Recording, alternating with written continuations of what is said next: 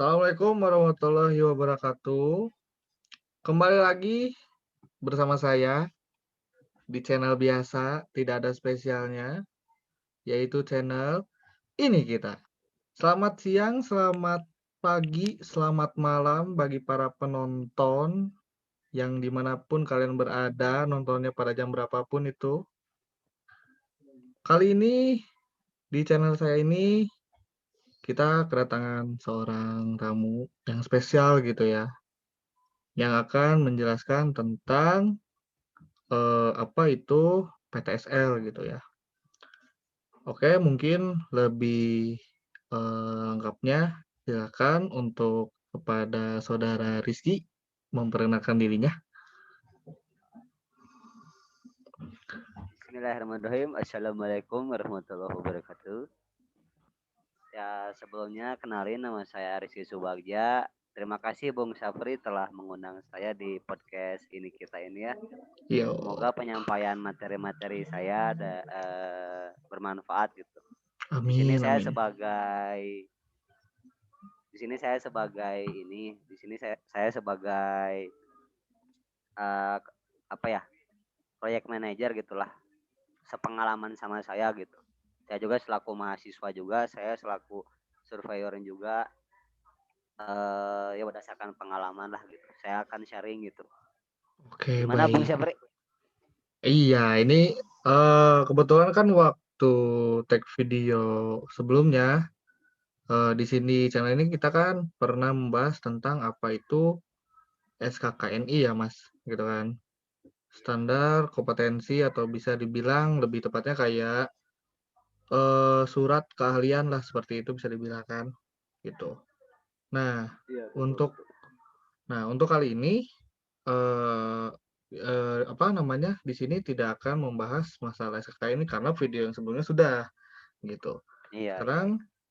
mungkin lebih ke, teknisnya deh gitu, atau bagaimana caranya masyarakat bisa memperoleh sertifikat tanah gitu, karena kan di sini kita berkaitan tentang PTSL ya, gitu. Berarti Hmm. otomatis membicarakan tentang apa itu tanah dan sertifikat tanah gitu yang diolah oleh pemerintah gitu kan. Nah, Ya. karena karena kan Mas Rizky Subagja nih ya, sudah berpengalaman mungkin sudah banyak ikut proyek PTSL mungkin ya. Iya Mungkin iya.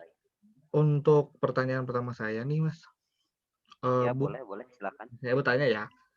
untuk masyarakat ini, misalnya bagaimana caranya tanah mereka atau bangunan rumah mereka itu ingin mempunyai sertifikat tanah gitu, tapi yang legalitasnya tuh jelas gitu, bukan yang istilahnya abal-abal gitu. Karena kan banyak ada yang mengatasnamakan apa-apa, tapi ternyata legalitasnya itu nggak jelas gitu. Mungkin barangkali dari Mas Rizky bisa dijelaskan gitu, seperti apa bagaimana Kayak prosesnya ini gitu. bukan Mas. Sebelumnya saya nanya dulu ya. Boleh Kayak boleh? ini bukan.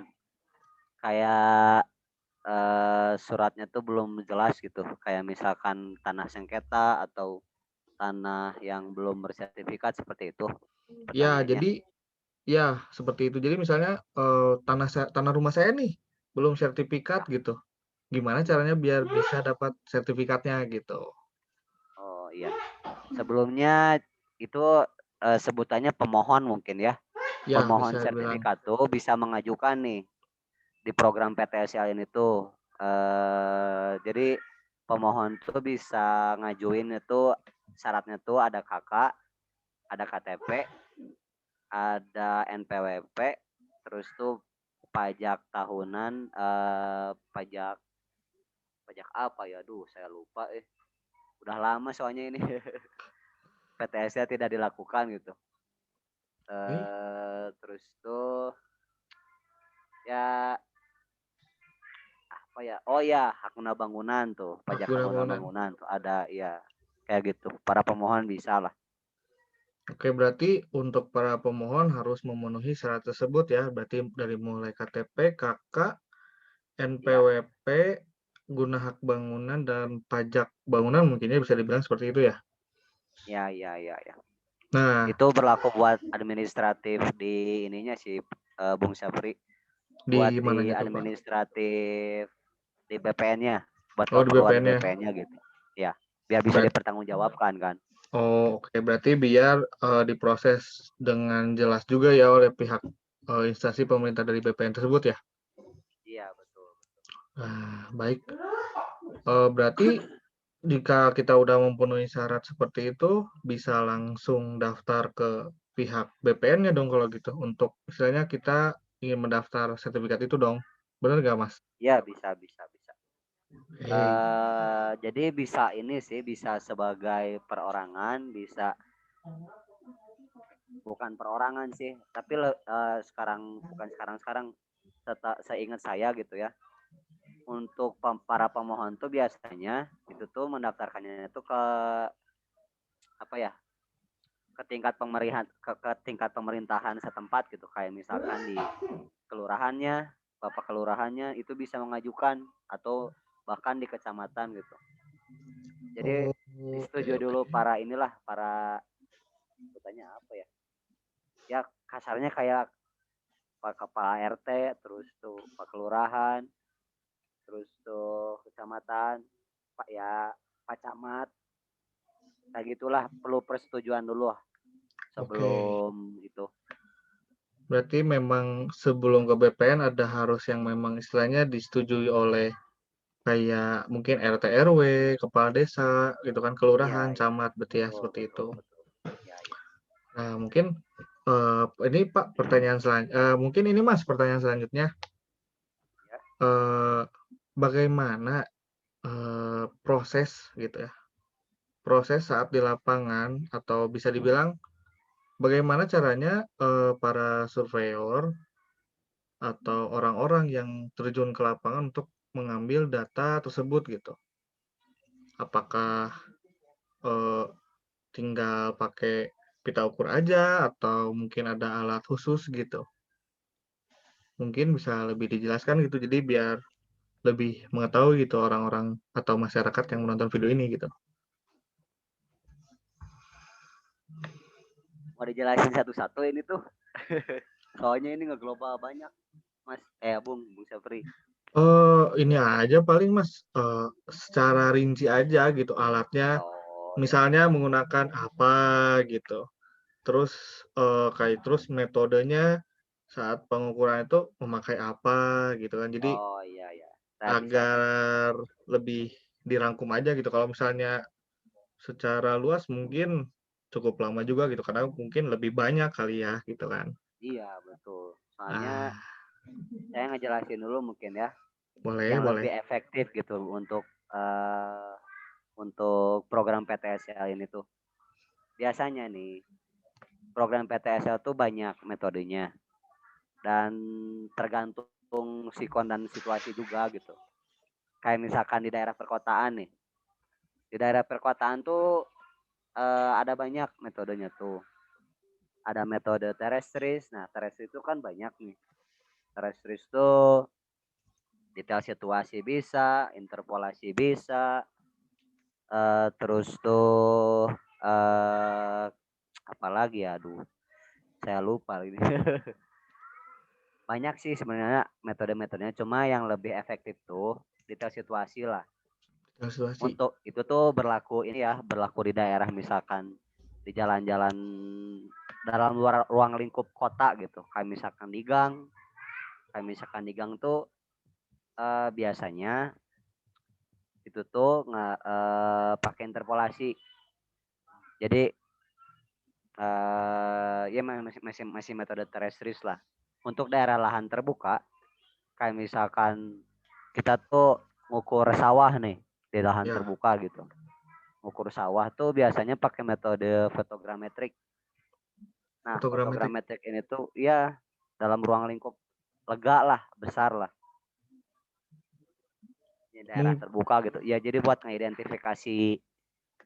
ngidentifikasi si bangunan-bangunan yang ada di daerah ini, daerah yang akan dikaji gitu. oke, bisa berarti ya. Berarti ada banyak Ya, ya. metode ya untuk PTSL ini ya dipakainya gitu. Iya, betul, betul. Nah ini, Untuk saya ingin bertanya lagi, untuk masalah detail situasi nih, Mas. Detail situasi itu kan, kita menggambarkan seluruh daerah yang ada di muka bumi ya. Ya, Nah, ini kalau misalnya ada gitu, rumah yang kan identik rumah tuh kotak gitu kan. ya betul. Ada rata-rata kan semua di Indonesia tuh rumah kotak gitu kan atau persegi panjang gitu. Kalau misalnya gitu ada salah satu rumah yang memang berbentuknya tuh ada yang setengah lingkaran tiba-tiba saat kotak berbentuk kotak tapi ada lingkaran setengah lingkaran. Nah itu tetap dipetakan juga atau emang ditarik lurus jadi kotak aja gitu biar istilahnya lebih gampang gitu untuk gambarnya? Kalau urusan itu, kalau urusan itu tuh tergantung sikon dan situasi juga seperti yang saya bilang tadi. Contohnya nih ya, saya boleh share screen ini? Boleh boleh boleh. Boleh Pak, silakan. Tunggu sebentar ya. Silakan Saya silakan. Apabila cari ada gambarnya dulu biar materi gitu. kebayang gitu. Oke, baik. Silakan Mas, ditunggu, nggak apa-apa. Biar kalau mungkin, udah ada PowerPoint atau mungkin gambar yang bisa dijelaskan ke saya ataupun ke orang-orang yang menonton video mungkin akan lebih jelas lagi begitu kan, Mas? Oh. Ya, ya, ya. Kebetulan saya sudah buat sebelum Bung Syafri nanya gitu. Wih, mantap. Belum juga nanya udah disiapkan nih guys, gimana tuh? Belum juga nanya gitu kan. Soalnya kan nanyanya tentang PTSS. Contohnya gambar yang ini ya. Contohnya gambar yang ini nih. Itu kok Gambar yang kayak ini. gambar rumah The Sims ya, Mas? Iya, ini saya kasih gambaran dulu mungkin ya. Oke. Nih, misalkan nih gambarnya bentuk bangunan itu kayak gini nih. Nah, untuk bangunan itu misalkan panjang kali lebarnya tuh bisa sampai 2 hektar misalkan ya. Nah, setiap bangunan itu kalau misalkan para pemohon naik kala ada pemecahan misalkan Ya. dalam satu rumah ini tuh pengen di namain 3 sertifikat, Hmm. bisa itu tuh tinggal dipecah, kita ngambil caranya gitu. Ini kan berbentuk kotak ini ya, Ya. berbentuk kotak dan tidak beraturan seperti ini nih, ya kurang beraturan lah. Ini tuh bisa dipecah misalkan dari sini, dari ujung sini sampai ke sini tuh atas nama Yanti Suranti, ya dari sini nama sini tuh Yanto Suranto, bisa kan. Dari Bisa. sini tuh dari sini sampai sini tuh atas nama Yani Suryani, itu kan bisa ya. Ya kasarnya seperti itulah, akan Oh. dilakukan pemisahan juga gitu. Oh, berarti kalau kasus pemecahan itu biasanya tuh kalau ada tanah wakaf ya? Betul nggak, Mas? Betul juga ya, bisa, bisa. Nah alat-alatnya tuh buat buat apa ya, pelaksanaan PTS itu yang sudah dilakukan sepengalaman saya ya, kita ukur Ya. pisang total station buat tiga situasi. Oh, pakai auto station yang teropong gitu ya, Mas? Iya betul betul. Yang disangka ini bikin film. Oh, iya memang kebanyakan mungkin masyarakat awam atau umum yang mengira itu adalah kamera gitu ya, sedang memvideokan jalan gitu ya, Mas? Iya betul. Ada, oke. Itu berarti penjelasan mengenai alat dan ini ya, Mas, apa, pekerjaannya di lapangan seperti apa gitu kan ya. Nah, ini Mas, saya ada satu pertanyaan lagi. Buat ini Mas, sistem penetapan bidang tanah yang saya ingin tanyakan gitu. Itu tuh seperti apa gitu? Terus kan kalau orang-orang, maksudnya pekerja yang survei gitu kan ke lapangan, itu dia itu menggunakan sistem proyeksi apa sih untuk PTSL ini kan yang biasa kita kenal tuh UTM WGS 84 lagi gitu kan, yang udah umum dan global gitu kan. Nah, untuk mungkin di PTSL sendiri gitu, itu dia proyeksi petanya seperti apa gitu. Lalu penetapan bidang tanahnya bagaimana gitu. Itu gimana, Mas? Mungkin Saudara Rizky bisa dijelaskan gitu. Ya. Jadi buat ini ya terkhusus BPN ya. BPN tuh telah ngeluarin lah namanya tuh bukan BPN sih, maksudnya tuh yang biasanya kita pakai tuh kan UTM Ya, berhubung kita di Indonesia gitu. Nah, UTM ini tuh dipecah lagi, diturunin lagi lah untuk standar buat persil tuh kita dari pihak BPN tuh menggunakan TM30 sebagai sistem proyeksi yang digunakan gitu. Karena TM30. ya TM30 namanya. TM3 ya Allah salah Oh, maaf ya. TM3, TM3 TM3 TM30. Oke, berarti sama aja ya berarti ya, Mas ya. TM3. Oke. Beda TM3 aja. Oh, TM3 aja. Jadi ini tuh digunakan untuk persil. Ya terkhusus untuk persil lah untuk ketetapan bidang tanah dari BPN gitu.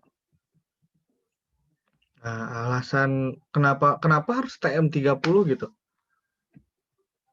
Kenapa nggak pakai WGS aja yang global istilahnya orang-orang sudah pakai gitu, Mas? Kenapa dari BPN ini harus TM30 gitu? Lebih akurat aja sih sebenarnya. Jadi ini kan emang untuk dikhususkan untuk persil ya dalam Mm-mm. ruang lingkup piksel kecil. Oke. Piksel kecil dan kerapatan antara bidangnya tuh biar kelihatan gitu. Kebayang nggak? Bayang ya? Berarti eh, bisa dibilang TM30 ini memang dikhususkan buat peta bidang tanah agar lebih detail gitu ya, Mas? Iya betul betul.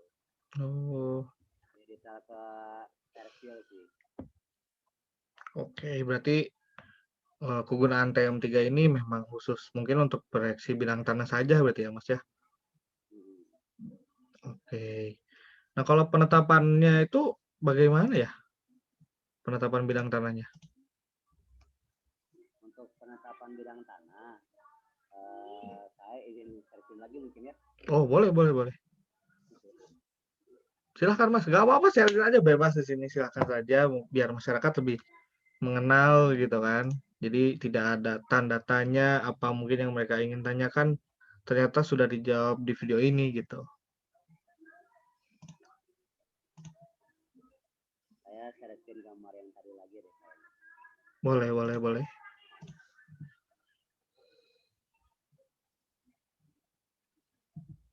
Buat penetapan bidang tanah nih biar kebayang tuh jadi ada standar khusus sih. Bung Syafri, apakah Ya, suara saya terdengar? terdengar, terdengar jelas. Tadi sempat suaranya agak kecil gitu. Coba, coba lagi. Jadi buat penetapan batas bidang tanah tuh ada klasifikasinya. Jadi misalkan nih bangunan ini tuh yang tadi saya jelaskan 2 hektar ya. Nah Ya, boleh nih minimalnya tuh seluas 60 meter persegi atau seluas. bahkan ribuan meter minimal minimal bidang tanah yang penetapan bidang tanah tuh cuma seluas 60 meter persegi Oh, nggak bisa lebih itu ya? minimal Oh, paling kecil minimal. ya.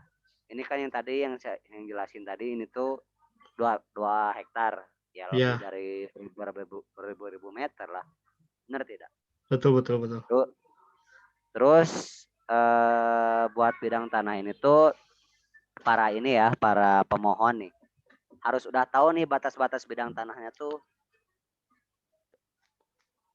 Oh, kayak harus. misalkan ya harus udah tahu gitu kayak misalkan eh ini misalkan rumah siapa ya Payanti tadi yang saya jelasin ini Teh Ya, Payanto tanahnya Payanto. Nah batas-batas bidang tanah itu harus udah kelihatan nih udah tahu lah jadi biar tidak biar apa ya, biar tidak terjadinya konflik gitu. Seperti yang sudah gitu pengalaman sama saya. Ini mah tanah saya, ini mah tanah ini. Nah, ini mah bidang-bidang saya, cenah. Mana coba sertifikatnya? Akhirnya nggak ada yang ngalah eh, karena karena waktu itu tuh si bidang apa ya? Si bidangnya tuh kan asalnya tuh emang di sisi jalan. Ya, Bukan di sisi jalan. Asalnya tuh asalnya tuh tanah. Cuma si tanahnya tuh dibuatin jalan buat umum. Nah, mm, mau nggak mau kan berarti pasti berkurang. Bener iya, gak? betul. Oh, Nah, kebayang kan? bayang. Berarti ya Nah, karena mungkin tanah itu bisa diibaratkan emas ya, Mas. ya. Jadi saling mengakui hak paten gitu. Ini tanah saya gitu kan. Iya, kayak gitu.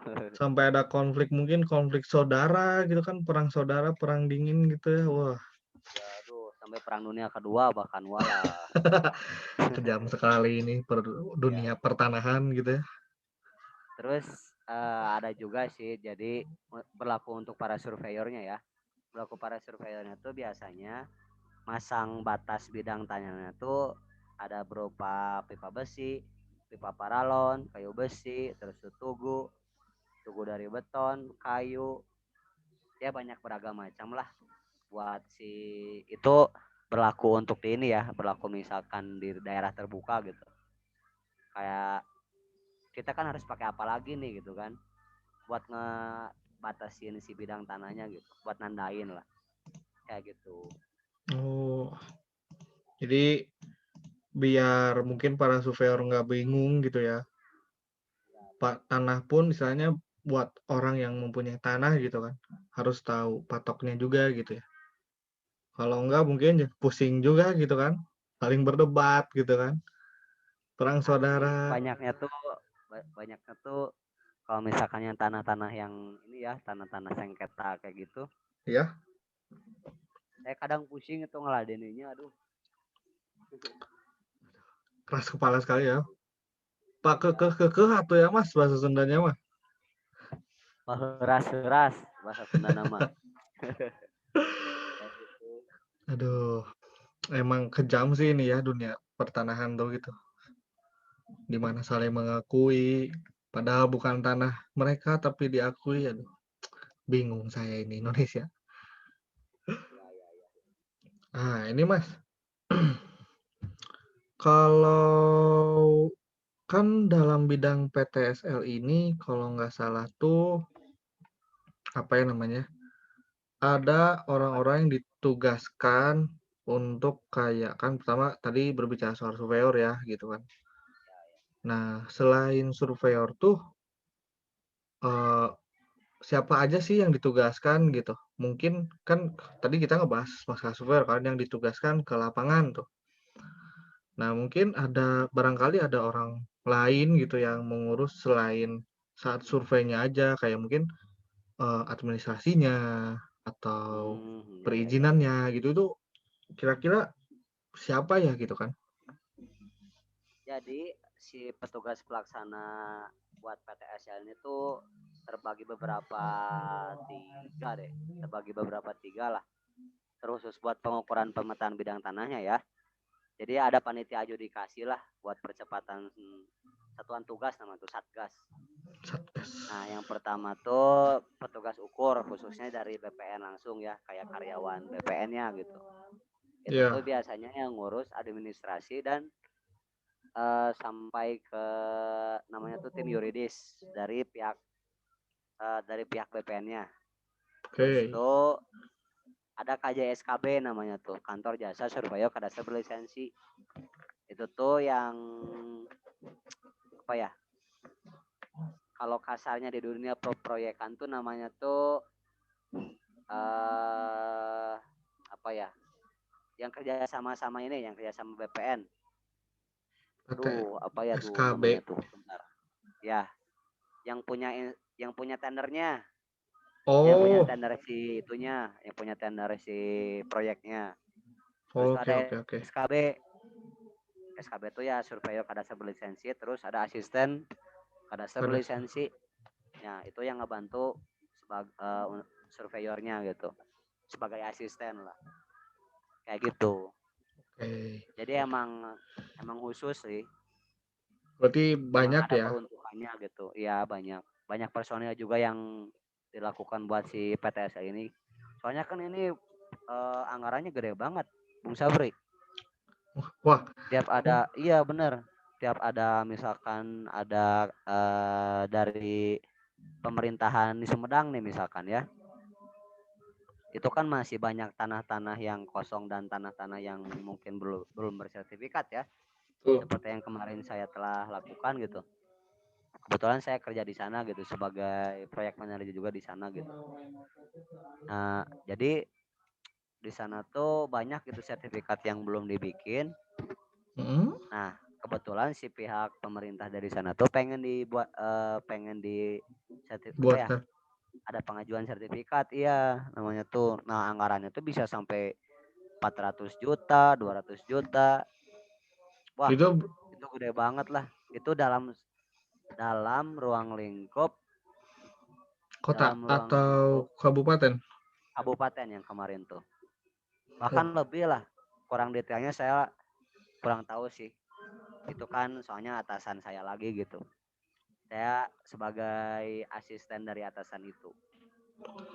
kalau punya uang 200 juta, 400 juta ya saya udah jalan-jalan keluar sih sebenarnya kalau punya uang sebanyak Ah, itu. jelas lah, udah beli motor, udah beli mobil. Nah, Tapi itu mah gimana nanti lah. udah istilahnya kayak orang-orang kayak wah, bagi-bagi duit Asli. 400 juta ya. Ah, ini se Kenapa kenapa? kan tadi membicarakan soal dari proses gitu kan. Terus Ya, timnya siapa aja gitu kan. ya. Nah, ini kalau untuk hasilnya gitu, hasil yang sudah disurvei, sudah diolah gitu, itu seperti apa sih Mas Eki? Apakah hanya sertifikat aja untuk masyarakat ataupun mungkin masyarakat lain bisa lihat gitu petanya gitu atau rumah mereka yang sudah dipetakan, oh ini ternyata bentuk peta yang peta PTSL ini gitu. Itu apakah bisa diinfokan ke masyarakat juga untuk hasil petanya atau emang hanya dipegang aja oleh BPN gitu? Kalau itu seperti apa ya? Jadi gini ya, Bung Syafri nih. Pemohon sertifikat itu tuh kan kita tuh ngajuin dulu nih, kayak yang tadi saya jelasin, KK, Ya, KTP, itu tuh buat administrasi. betul. Nah, gunanya selain itu tuh si para pemohon tuh buat ngajuin itu tuh buat administrasi yang di BPN seperti yang saya jelaskan tadi. Nah, Ya, kayak KK, KTP, terus tuh itu tuh biasanya dibuatnya tuh buat digitalisasi namanya tuh Warkah. warkah. Ya, itu tuh buat administrasi para pemohon. Terus tuh Oke, ada surat ukur. Surat ukur tuh namanya tuh ya peruntukannya tuh sebagai salinan dari sertifikat. jaminan sertifikat. Oke, Ya, terus buku tanah itu juga buat keperluan si BPN-nya lah. Detailnya hmm, saya lupa lagi gitu. Jadi si para pemohon tuh kalau misalkan ada andai kala ada problem nih dalam sertifikatnya yang misalkan udah jadi ya, oh ya, ada misalkan rumahnya kebakaran, amit-amit ya Bang Bay ya, oh rumahnya ya. kebakaran, terjadi kena bencana, terus misalkan hilang atau sobek, itu salinannya ada di BPN kok. Kita tinggal nanyain atas nama siapa, bahwa administrasi yang kayak kayak yang tadi saya jelasin tadi lah, kayak kakak Oke, KTP kayak. berarti untuk masyarakat gitu ya, khususnya nih bagi masyarakat yang mungkin eh, rumahnya terkena musibah gitu, baik itu kena banjir, longsor gitu kan, atau angin puting beliung seperti kejadian di Dago minggu kemarin, Ya, ataupun hilang atau sobek, itu kali ya apa tidak perlu khawatir lagi gitu ya untuk kita semua gitu. ya Karena betul.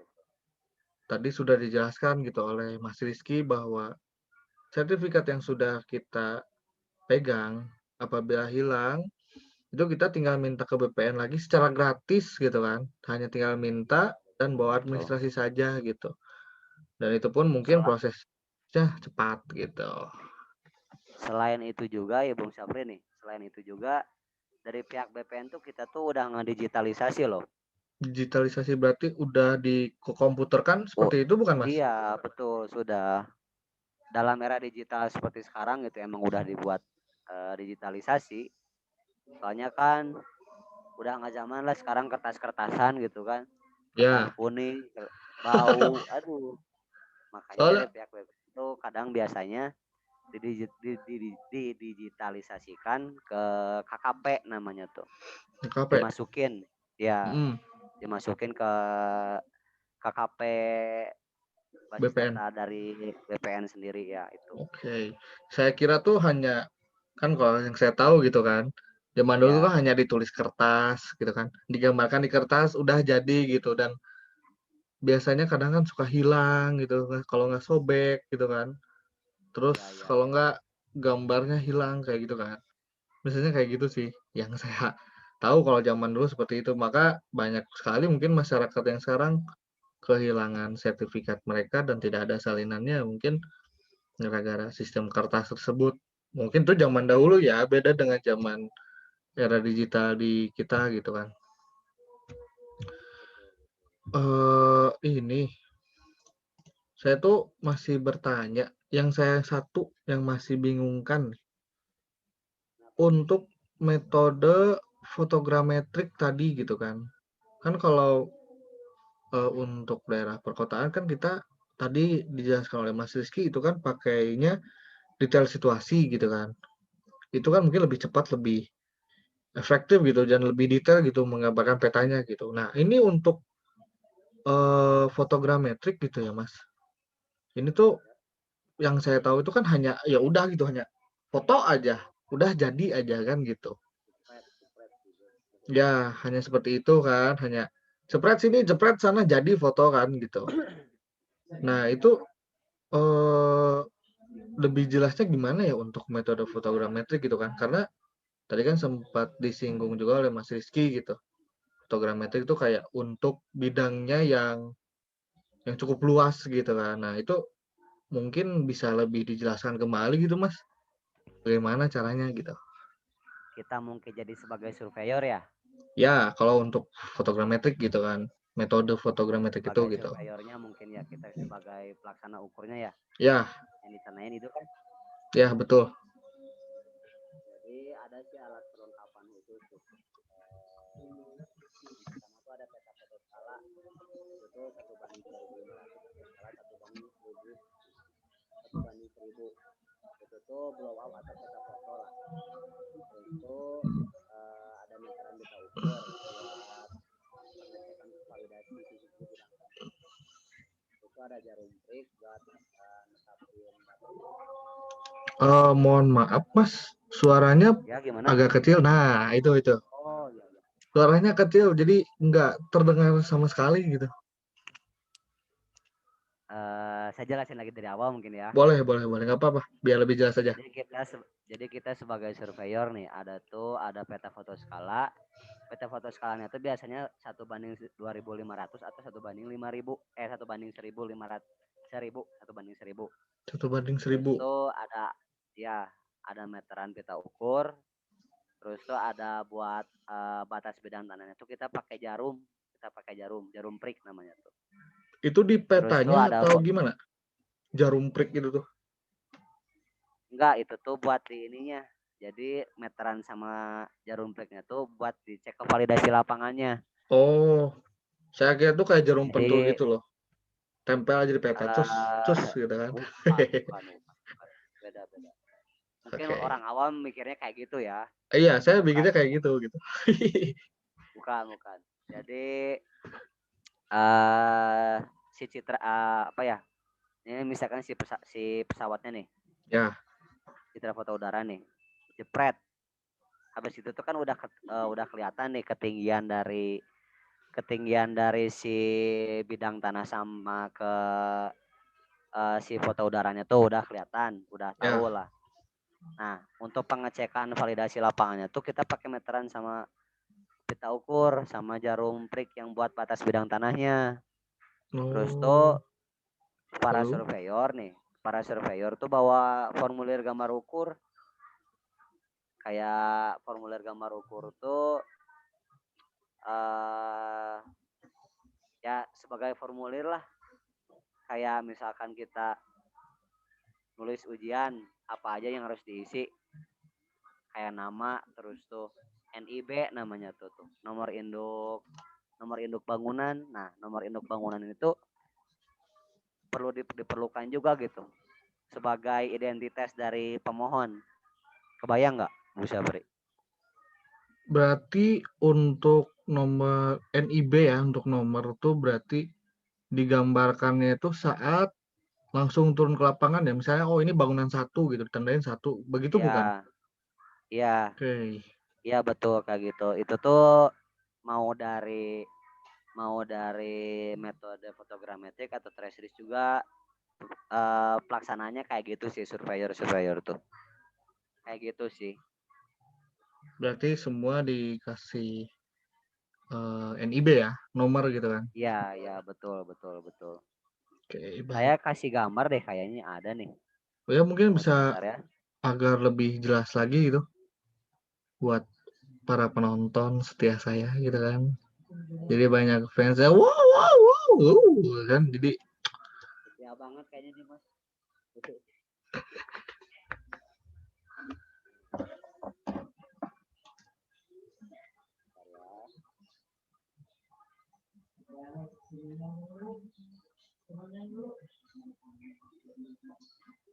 Di kayak gini gambarannya tuh Mas. Ini tuh surveyor yang bawa biasanya. Itu nomor NIB-nya nih pada tahun berapa. Terus ya, tuh nomor foto udaranya, berhubung ini karena apa ya namanya tuh terestris ya, langsung gitu. Kita dikosongkan.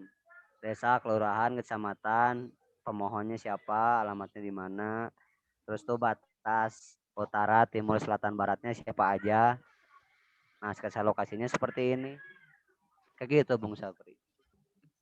oh berarti diisinya cukup mudah ya. Mungkin yang agak sulit mungkin buat penggambaran sketsa ya. Iya, iya sih. Bagi yang belum pengalaman emang susah. Ya, soalnya tadi saya lihat, ya walaupun emang kadang gambar garis gitu, kadang suka apa ya namanya nggak sesuai dengan arah mata angin. Jadi karena kertas yang di depan kita datar ya udah kita gambarkan seperti itu gitu kan, tinggal tarik lurus aja kan. Tapi ternyata saya lihat tadi gitu di gambar tadi, apa namanya, si hasil sketsanya tuh sesuai dengan arah mata angin berarti ya? Iya, iya, iya. Oh ya, tadi berhubung ngobrolin sketsa ya nih. Nah, sketsa lapangan itu nanti tuh diplot, Bung Diplot? Sapri. Ya, diplot. Saya izin saya screen lagi mungkin ya. Oh silakan silakan. Yang tadi kan berhubung pertanyaan tentang fotogrametrik ya. Nah, Ya? gambarnya seperti ini, Bung Sapri. Oh, Gambarnya seperti ini. Nah, pengambilan data sebelum diolahnya itu seperti ini. Output akhirnya tuh kayak gini untuk yang bidang fotogrametrik.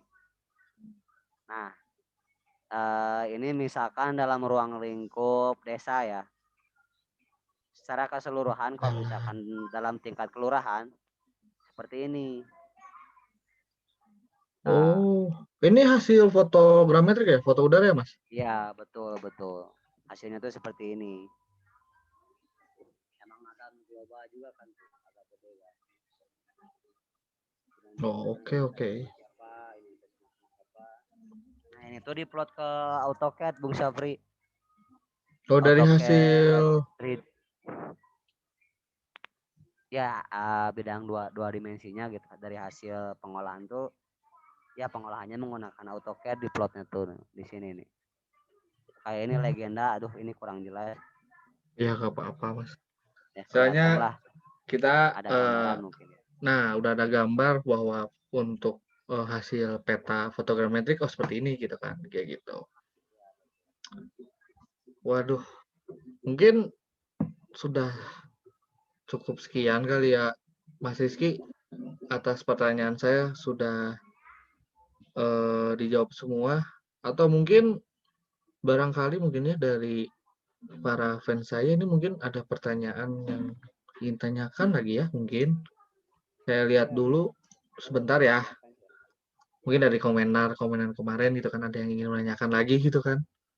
Banyak Bentar, pada saya nanya eta euy.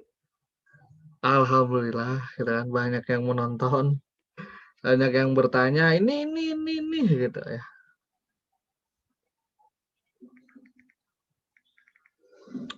Bentar, saya cek. Hmm, paling oh ini Mas, ada pertanyaan yang satu nih dari fans saya mungkin atau yang udah menonton video ini. Ya, gimana gimana? Misalnya nih Mas, contohnya dia tuh mengibaratkan kayak gini. Saat di lapangan, Hmm, nah kendalanya itu apa aja gitu. hmm. Lalu kalau misalnya ada dua orang yang tadi ya gitu, yang Yang saling tadi apa? gimana Bang Sabri? Yang saling memperkuat bahwa hak ini tanah saya gitu. Jadi saling Ya ya. atau bisa dibilang Serak. paheras-heras gitu kan. Ya ya. Itu solusinya buat surveyor nih ya, buat orang yang ke lapangan itu gimana gitu? Apakah cukup didiamkan saja biarkan mereka berdebat atau mungkin ada solusi lain gitu biar mereka tuh tenang gitu nggak ada perang saudara karena kan ya perang saudara itu ya cukup wow gitu kan itu Ya betul. takut Jadi gini Bang Sabri, gimana ada cerita gimana. lucu sih waktu itu tuh ya pernah ya. Eh kita tuh saya nih sebagai surveyor waktu dulu ya 2 tahun yang lalu lah kejadiannya tuh para pemohon sertifikat tuh kan ada 3 nama. Nah dalam 3 nama ini tuh pengen apa ya pakai kekeh ya seperti yang tadi Sapri bilang. Hmm. Yang dua orang lagi itu sebut saja namanya si Yanti sama si Yono. Nah itu kekeh gitu ya.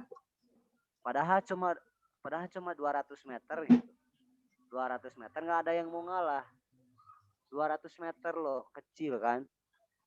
Ya itu cukup kecil gitu.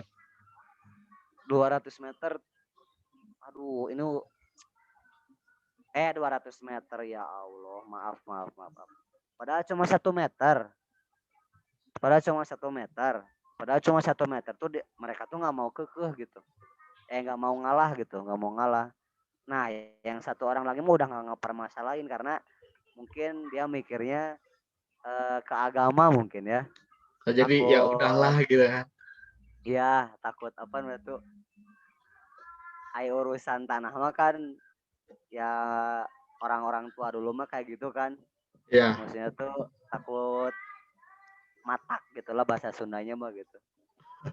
Nah, Atau mungkin kalau untuk bahasa zaman anak muda sekarang mah ya biasalah biarin aja gitu kan. Kalah betul gitu. betul. Nah, saya sebagai surveyor tuh, aduh ini bingung juga gitu kan ya. Saya eh, nanyain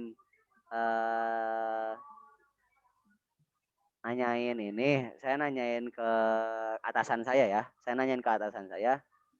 Coba tanyain dulu gimana. Soalnya kan ini lumayan gitu ya. Hmm. Bidang tanahnya tuh agak gede. Bidang tanahnya agak gede dan uangnya juga agak gede bagi para surveyor. Cuan Pak, sini cuan Mas, cuan lagi Iya, cuan. cuanya agak gede Aduh, juga. Saya jahat mikirnya sekali. ya kebutuhan hidup bagaimana lagi Bung Syafri, betul tidak? Oke. Jadi penyelesaian saya tuh saya nggak mau pusing gitulah, walaupun itu cuannya agak gede ya, saya udah diemin aja. Saya nggak mau ngurusin lagi sama apa yang namanya tanah sengketa, tanah tanah bermasalah atau tanah yang banyak hantunya. Saya pernah, aduh, saya nggak mau itu, nggak mau Tanah yang banyak ngepermasalahin. hantunya. Tanah keramat dong Mas kalau gitu. Iya, saya pernah pengalaman juga kayak gitu. Secara garis besar kayak gitu sih. Diganggu dong. Betul nggak? Oh, mengerikan sih, mengerikan. Kalau untuk tanah hantu itu cukup mengerikan gitu. Cukup Materi mengerikan. atau non materi. Aduh, udah nggak bisa dibayangkan gitu kalau misalnya lagi ngukur tiba-tiba ada yang lewat, sat, udah sih. Iya Nggak betul Bung kebayang. Syafri betul. Aduh, cukup menyenangkan sekali dengan materi yang sudah dibahas, lalu pembicaraan tentang masalah PTSL ini gitu cukup banyak dan saudara Rizky pun banyak memberikan pengalaman, ilmunya gitu yang sudah di-sharing-kan di acara video ini. Mungkin dari saya sih sudah cukup ya Mas Rizky ya. Mungkin saya mau minta satu Mas, ini aja kalau boleh gitu ya. Gimana? Saya cuman mau minta saat saya bilang ini kita, Mas bilang Horas gitu ya. Yang sambil tangannya gini Horas gitu. Oh, udah kan? Oke, mungkin dicukupkan sekian untuk bagi para yang penonton yang sudah menonton video ini gitu. Terima kasih banyak yang sudah menonton. Terima kasih banyak kepada Mas Rizky yang sudah memberikan ilmunya, pengalamannya gitu. Cukup menyenangkan sekali mendengarnya gitu kan. Apapun itu ilmunya, wah cukup fantastik gitu kan. Mungkin dicukupkan sekian. Saya Muhammad Safri, NRP 23.948 mengucapkan selamat tinggal, selamat menikmati video ini. Ya udah kita semboyan atau bisa dibilang yel-yel khusus channel ini gitu ya. Mungkin saudara Wasinski bisa ikut ya. Tadi sudah Iya ya. diababakan ya. Oke, oke saya abakan ya. 1, 2, 3. Ini kita Horas bah. asik, mantap sekali.